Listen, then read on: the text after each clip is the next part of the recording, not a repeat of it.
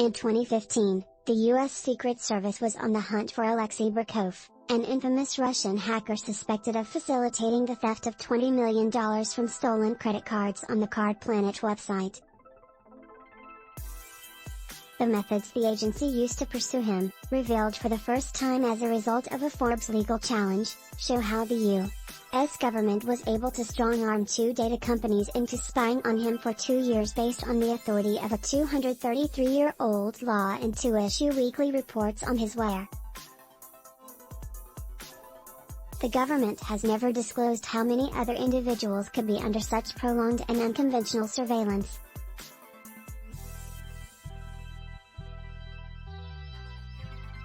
The two companies, Sabre in the U.S. and Travelport in the U.K., were perfect suppliers to American law enforcement because of the business they're in. For decades, they've been collecting and storing information about international tourists in a so-called global distribution system.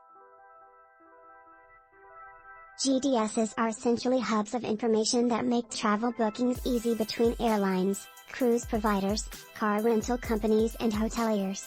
The two companies dominate the industry outside Russia and China, the only other competitor being Spain's Amadeus. U.S. law enforcement saw the value in the data used by Sabre and Travelport because Moscow has no extradition agreement with Washington, meaning the only way they could arrest Burkov would be to nab him when he left Russia. In a November 2015 court order, the Secret Service demanded that Sabre and Travelport continuously monitor Burkov's travel for 2 years, or what the U.S. called complete and contemporaneous real-time account activity, and report back to the Secret Service every week with what they saw.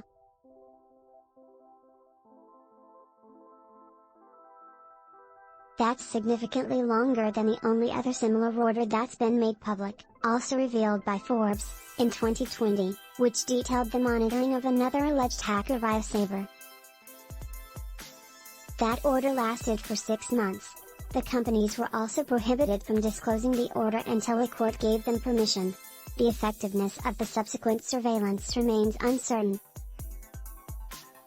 Not long after the orders, Burkov, who would later plead guilty to computer hacking and fraud charges in 2020, was arrested after a week's vacation in Tel Aviv in late 2015, according to Israeli media, but no official claim has been made about how he was tracked as he traveled to the country.